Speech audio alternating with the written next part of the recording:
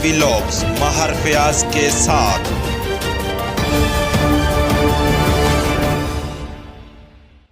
अस्सलाम वालेकुम, मैं हूं महर फयाज और आप देख रहे हैं मेरा यूट्यूब चैनल महर व्लॉग। अगर आपने अभी तक मेरे चैनल को सब्सक्राइब नहीं किया तो बराए मेहरबानी मेरे चैनल को सब्सक्राइब कर लें और बेल आइकन को भी प्रेस कर दें ताकि मेरी नए आने वाले वीडियो का नोटिफिकेशन आप दोस्तों को मिलता रहे। आज हम बात करेंगे जनाब फिंगर के ऊपर, क्या मलेशिया ने फिंगर ओपन कर दी हैं या रीहायरिंग ओपन कर दी है या नहीं की। क्योंकि बहुत से मैंने यूट्यूब चैनल पर यही न्यूज़ सुनी है और देखी है, जनाब मलेशिया ने फिंगर ओपन कर दिए हैं। मलेशिया ने, अगर आप मलेशिया में विज़िट वीज़े पर आते हैं तो आप अपने विज़िट वीज़े को वीज़े में कन्वर्ट कर सकते हैं। तो सर ये बिल्कुल फेक न्यूज़ है। ऐसा कोई भी इमिग्रेशन की जानब से ऐलान नहीं हुआ कि जनाब फिंगर ओपन हो गए हैं या रीहायरिंग ओपन हो गई है। तो ये बिल्कुल झूठ है। जब भी फिंगर ओपन होते हैं या रीहायरिंग ओपन होती है तो जनाब इमिग्रेशन की जानब से एक नोटिफिकेशन जारी किया जाता है जिसमें बताया जाता है जी फ़लाँ डेट से लेकर फ़लाँ डेट तक इमिग्रेशन की जानब से फिंगर ओपन है। अगर आप मलेशिया में इलीगल तौर पर रह रहे हैं तो जनाब अपना वीज़ा लगवा सकते हैं। लेकिन अभी तक इमिग्रेशन की जानब से ऐसा कोई भी ऐलान नहीं हुआ।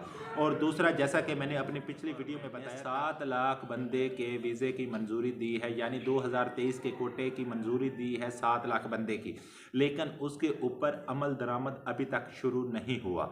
ये क्लियर हो गया। और हैं जनाब, मिसाल के तौर पर अगर फिंगर ओपन हो जाते हैं तो क्या आपका वीज़ा 2 दिन में लग के आ जाएगा, या आपका वीज़ा 10 दिन में लग के आ जाएगा, या आपका वीज़ा 1 महीने में लग के आ जाएगा? नहीं सर, ऐसा बिल्कुल भी नहीं होता। मैं आपको क्लियर करता जाऊं, मिसाल के तौर पर अगर आप मलेशिया में मौजूद होते हैं तो सबसे पहले तो आपको एक अच्छा एजेंट तलाश करना पड़ता है जिससे आप अपना वीज़ा लगवाते हैं। और उसकी जो फ़ीस होती है, यानी फिंगर की जो फ़ीस होती है, आप फिंगर में अपना वीज़ा लगवाते हैं तो इसकी जो फ़ीस होती है वो 8,000 रिंगट होती है। अगर हम 8,000 रिंगट को पाकिस्तानी करेंसी में कन्वर्ट करते हैं तो ये तकरीबन 4,40,000 बनता है। और अगर आप पाकिस्तान से विज़िट वीज़े पर मलेशिया जाते हैं या गए हैं तो आपको पता होगा, आपको काउंटर सेटिंग की ज़रूरत पड़ती है, आपको होटल बुकिंग की ज़रूरत पड़ती है और आपको रिटर्न टिकट की ज़रूरत पड़ती है। अगर हम इस टोटल ख़र्चे की बात करें तो ये तकरीबन 3.5 लाख आता है।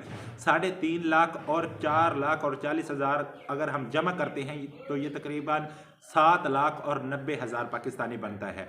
आप अब मुझे बताएं, अगर आप A2B वीज़ा लेते हैं मिसाल के तौर पर पाकिस्तान से, तो ये तकरीबन आपको मिलता है 6.5 लाख से लेकर 7 लाख तक। उसमें टिकट भी शामिल होती है, उसमें मलेशिया का मेडिकल भी शामिल होता है और उसमें तमाम किस्म के जो अखराजात होते हैं वो शामिल होते हैं 7 लाख में। मिसाल के तौर पर 7 लाख में आपको वीज़ा मिला, उसमें आपको ना काउंटर सेटिंग की ज़रूरत है, ना आपको होटल बुकिंग की ज़रूरत है, ना आपको रिटर्न टिकट की ज़रूरत है।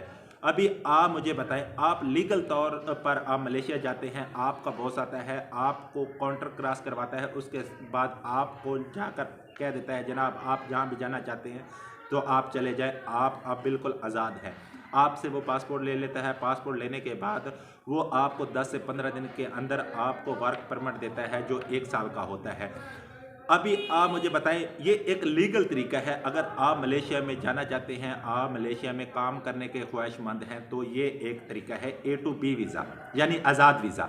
और दूसरी बात अगर हम करते हैं जनाब फिंगर की, तो फिंगर में आप 8,000 रिंगट वहाँ पर पे करते हैं, यहाँ पर पे करते हैं और उसमें भी आपके 50% चांस होते हैं डिपोर्ट होने के। उसके बाद आप चले जाते हैं मलेशिया में।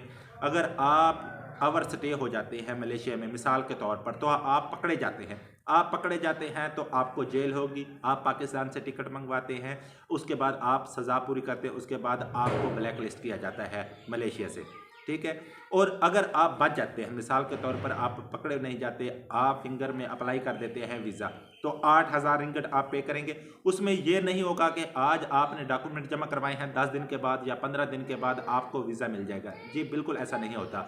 सबसे पहले आपको एक अच्छा एजेंट तलाश करना पड़ेगा जो भरोसेमंद हो, जिस पर आपको यकीन हो कि ये बंदा मुझे वीज़ा लगवा कर देगा। आप बिल्कुल नहीं होंगे, आप ऐसा पहले एजेंट तलाश ही नहीं कर पाएंगे एजेंट, ठीक है। अगर आप कर भी लेते हैं तो वो आपसे पैसे ले लेगा, उसके बाद आपके डॉक्यूमेंट्स ले लेगा, उसके बाद हो सकता है वो आपको 6 महीने में वीज़ा लगवा के दे, हो सकता है वो आपको 8 महीने में वीज़ा लगवा के दे, हो सकता है 1 साल भी लग जाए। आपका वीज़ा ऑनलाइन होते होते। तब इमिग्रेशन की जानिब से आपको एक लेटर इशू किया जाएगा, लेकिन उस लेटर का मकसद ये नहीं होगा कि आप काम कर लें, फिर भी आपको छुप कर काम करना पड़ेगा। जैसे आप विजिट वीज़े पर गए थे तो छुप कर काम कर रहे हैं, इसी तरह जब आप फिंगर अप्लाई करते हैं तो आपके पास एक लेटर ज़रूर मिलता है इमिग्रेशन की जानिब से, लेकिन उसका मतलब ये नहीं होता कि आप कहीं भी जाकर काम कर लेंगे। तो अगर मिसाल के तौर पर वहाँ पर इमिग्रेशन की चेकिंग होगी, आपको पकड़ा जाएगा तो आप वो लेटर दिखाएंगे तो इमिग्रेशन आपको ये नहीं कहेगी कि आपको हमने ये लेटर दिया था, इसका मतलब ये नहीं था कि आप यहाँ पर आकर काम करें। इसका मतलब यही था कि आप मलेशिया में स्टे कर सकते हैं लेकिन काम नहीं कर सकते। ठीक है जनाब, इसमें आप मुझे बताएं कौन सा रास्ता बेहतर है, वो A to B वीज़े वाला यानी 6.5 लाख से लेकर 7 लाख वाला, या 8.5 लाख वाला, या 8 लाख वाला जो फिंगर करवाएंगे और इतना रिस्क लेकर जाएंगे और वो भी 1 साल आप डर डर के रहेंगे, उसमें आपको यही खतरा लाहक रहेगा कि हो सकता है इमिग्रेशन की चेकिंग हो जाए और हम पकड़े जाए। तो ये फैसला आपने खुद ही करना है। जो दोस्त ये सोचकर मलेशिया में जाना चाहते हैं जनाब फिंगर ओपन होंगे तो हम फिंगर करवा लेंगे, तो आप मुझे ये क्लियर कर देना कि फिंगर ओपन होंगे तो क्या आपके फिंगर फ्री में करवाए जाएंगे? क्या आपको वहाँ पर फ्री में वीज़ा दिया जाएगा? नहीं, बिल्कुल भी ऐसा नहीं होगा सर। वो आपसे 8,000 रिंगट लेंगे, उसके बाद ही आपको वीज़ा देंगे। उसमें हो सकता है 6 महीने भी लग जाए, 8 महीने भी लग जाए, 10 महीने भी लग जाए।